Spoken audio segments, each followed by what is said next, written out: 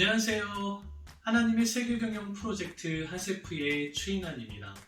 하세프는 하나님의 세계경영 프로젝트라는 말의 줄임말입니다. 인류 역사상 많은 사람들의 사랑과 관심을 받았던 베스트셀러 책 한 권이 있는데요. 그것은 바로 성경이죠. 성경에는 많은 나라와 민족과 또 여러 제국들이 등장을 하는데요. 이들의 흥망성쇠는 우연히 일어난 것이 아니라 하나님의 특별한 계획과 섭리 속에 진행되었다는 것을 우리는 성경을 통해서 알 수 있습니다. 그리고 성경은 하나님의 영원한 나라를 또한 소개하고 있습니다. 성경은 읽으면 읽을수록 재미있고 또 우리에게 많은 교훈과 영감을 주는 책입니다. 그래서 우리는 성경에 대해서 잘 알아야 되고 또 많이 읽어야 되고 그것을 통해 우리는 지혜와 교훈을 얻어야 되겠죠? 그렇다면 이 시간부터 성경에 대해서 아주 간략하게 잠깐 그 특징을 살펴보도록 하겠습니다. 성경은 약 40명의 저자에 의해서 쓰여졌다고 하는데요. 1400년의 긴 시간 동안에 각각 다른 시대적 상황 속에서 저술된 책 66권을 모아서 한 권의 책으로 만든 것이 성경입니다. 또한 성경은 긴 시간 동안 각각 다른 저자에 의해 쓰여졌음에도 불구하고 그 주제가 일맥상통하고 있다는 것이 큰 특징입니다. 그리고 성경은 각 권의 내용과 형식에 따라서 크게 두 가지로 구분을 하는데요. 바로 구약과 신약입니다. 구약은 39권의 책을 목적에 따라 또한 4단계로 분류하고 있는데요. 신앙의 근본이 되는 주제를 다루고 있는 모세오경과 이스라엘의 민족의 역사를 다루고 있는 역사서, 이스라엘 민족의 지혜를 다루고 있는 시가서와 그리고 시대마다 하나님의 예언을 선포한 선지자들의 예언서로 분류하고 있습니다. 신약 역시 구약과 비슷한 방법으로 분류되고 있는데요. 먼저 예수 그리스도를 통해 성취된 하나님 나라의 신앙을 근본으로 다루고 있는 복음서와 교회의 역사를 기록한 사도행전, 그리고 각 교회를 향한 신앙의 지혜를 권면하고 있는 사도들의 서신서, 그리고 마지막으로 재림과 종말을 소개하고 있는 계시록까지 이렇게 4단계로 성경은 구성되어 있습니다. 성경을 읽으면서 많은 사람들이 하는 공통된 질문이 있습니다. 그것은 바로 성경이 역사적 사실인가? 아니면 사실을 기반으로 둔 소설인가? 우리가 이것을 이해하기 위해서 먼저 수천 년 전의 역사를 연구하는 고고학이라는 그 학문의 발전에 의해서 지금 인류 역사에 많은 유물들이 발견되고 있는데 그 유물들 속에 성경의 지명과 인물에 관련된 이야기가 언급되고 있다는 것에 우리는 주목해 볼 필요가 있습니다. 예를 들면 인류 최초의 제국이라고 할 수 있는 아수르와 같은 경우 수도인 니느웨가 하나님께서 심판하실 것이라는 예언을 요나와 나훔 선지자를 통하여 말씀하시는 내용이 성경에 기록되어 있습니다.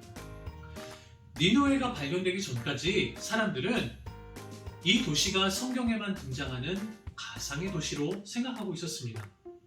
그런데 19세기의 어느 고고학자가 이 성의 존재를 연구하고 있었는데 이라크의 한 지역에서 마침내 모래 사막 아래로 6m 아래에 잠들어 있는 니느웨 성을 발견하고 나서 성경의 내용이 역사적으로 사실이었다라는 것을 증명하게 되었습니다. 이후 아수르의 유물들이 많이 발굴이 되어서 지금은 영국에 가면 대형 박물관이 있는데 그 박물관에 잘 보관되고 있습니다. 저도 그곳에 한번 가본 적이 있는데요. 아수르관을 보면서 와, 정말 큰 감동을 받은 적이 있습니다.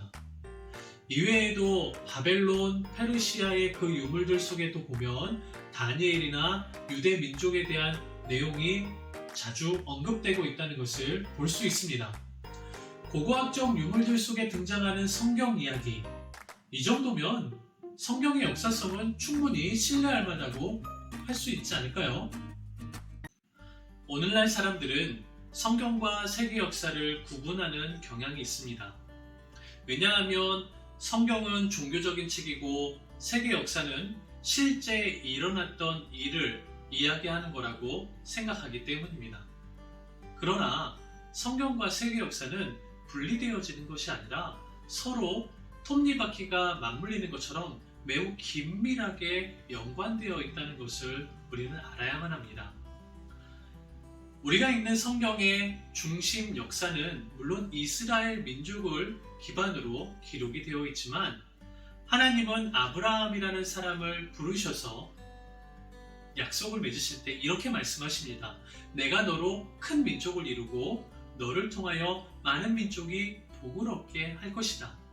이 약속의 내용으로만 보아도 하나님은 단순히 이스라엘 민족만 통치하시려는 것이 아니라 세계 모든 민족과 나라 역시 하나님의 통치 계획 아래 포함되어 있다는 것을 말씀해주고 있습니다.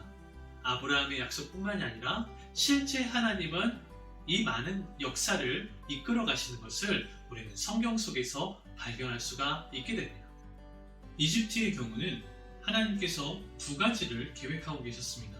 첫째는 요셉이라는 인물을 총리로 세워서 국가 재난의 상황 속에서 그것을 지혜롭게 그 문제를 해결하게 함으로써 결국 엄청난 부를 축적하게 되는 결과를 맞이하게 되는데 이 일을 통해서 이스라엘이 족장의 체제에서 이제 민족으로 성장할 수 있는 그 정도 포함할 수 있는 그 나라가 되었다는 것.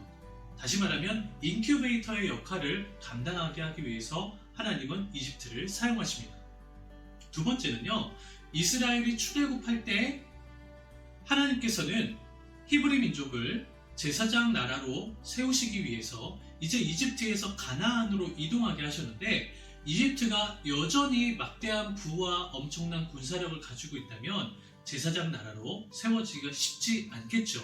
그래서 하나님은 바로의 마음을 강팍하게 하시고 그리고 바로가 직접 전차와 그리고 마병 부대를 이끌어서 이 이스라엘을 추격하게 합니다. 결국 홍해 바다 아래서 다 몰살당하게 하는 일을 하나님은 하시죠. 또한 아수르라는 민족을 세우셔서 제사장 나라의 사명을 감당하지 못하는 북이스라엘과 남유다의 몽둥이로 사용하겠다라고도 말씀하십니다.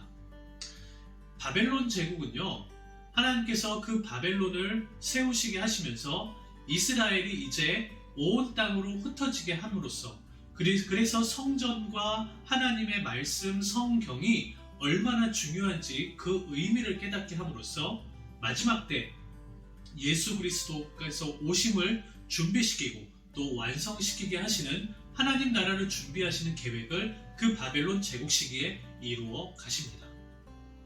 무엇보다도 하나님은 다니엘 선지자를 통하여서 바벨론 제국부터 로마 제국 시대까지 이 모든 시대 속에 하나님이 제국을 어떻게 경영해 나갈 것인지 그것을 다니엘을 통해 말씀하고 계시죠. 하나님의 세계 경영, 하나님이 나라와 민족과 특히 제국을 통하여 어떤 하나님의 목적을 이루어 가시는가를 하나님의 세계 경영 6단계 프로젝트라는 이름으로 다음과 같이 정리해 보았습니다. 1단계는 바로 언약의 단계인데요. 이때는 아브라함, 이삭, 야곱과 같은 족장을 세우셔서 그 하나님의 언약을 통해 앞으로 이 민족과 이 세계를 어떻게 경영해 나가실지 밑그림을 그려주시는 그 단계라고 우리가 볼 수 있는데요. 이 단계에 우리는 고대 근동 메소포타미아 문명과 고대 바벨론 그 시대의 역사와 또한 이집트의 역사는 뗄래야 뗄 수 없는 관계를 가지고 있다는 것을 우리는 살펴볼 것이고요. 두 번째 단계, 바로 제사장 나라의 설립, 제사장 나라가 세워지는 단계를 말합니다. 이제는 족장 시대에서 이제 민족으로 발돋움하고 그리고 제사장 나라를 위한 하나님의 율법을 받아들이게 되고 또 나라가 있어야 되잖아요. 가나안 땅에 정복하고 그 다음에 왕이 세워지며 성전까지 세워지는 하나님의 제사장 나라의 밑그림이 완성되어지는 것을 우리는 두 번째 단계에서 볼 것이고요.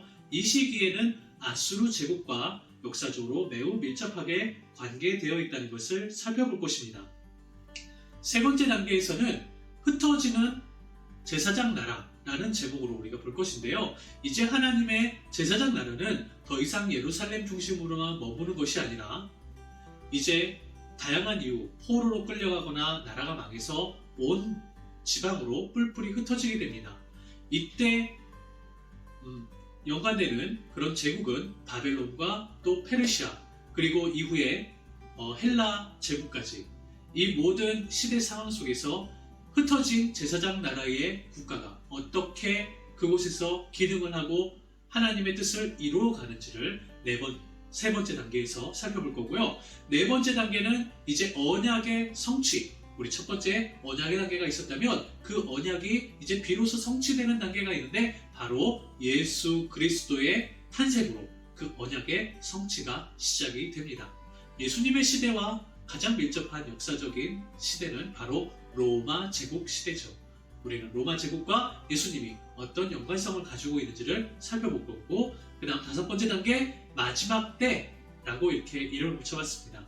예수님이 부활하시고 승천하신 이후에 교회가 세워지면서 그 교회가 이제 앞으로 이후에 있을 그 모든 시대 속에서 하나님의 계획과 뜻을 이루어가는 모습들을 살펴보는데 오늘날까지 포함한 이 마지막 때의 단계에 대해서 우리 함께 살펴보도록 하겠고요. 마지막 여섯 번째 단계인 영원의 시대, 우리 계시록을 통해서 하나님의 계획이 종말 이후에 어떤 세계가 펼쳐질지 그 이야기에 대해서 짤막하게 다뤄보도록 하겠습니다. 하나님의 세계 경영이라는 관점으로 성경을 읽어 나가시다 보면 이제 세상의 그 어떤 영웅전이나 역사 이야기보다도 더 생생하고 재미있게 성경을 읽을 수 있으시게 될 것입니다. 이제 다음 시간부터 하나님의 세계 경영 6단계 프로젝트를 1단계부터 하나씩 배워나가도록 하겠습니다. 이상으로 마치겠습니다. 다음 시간에 만나요. God bless you.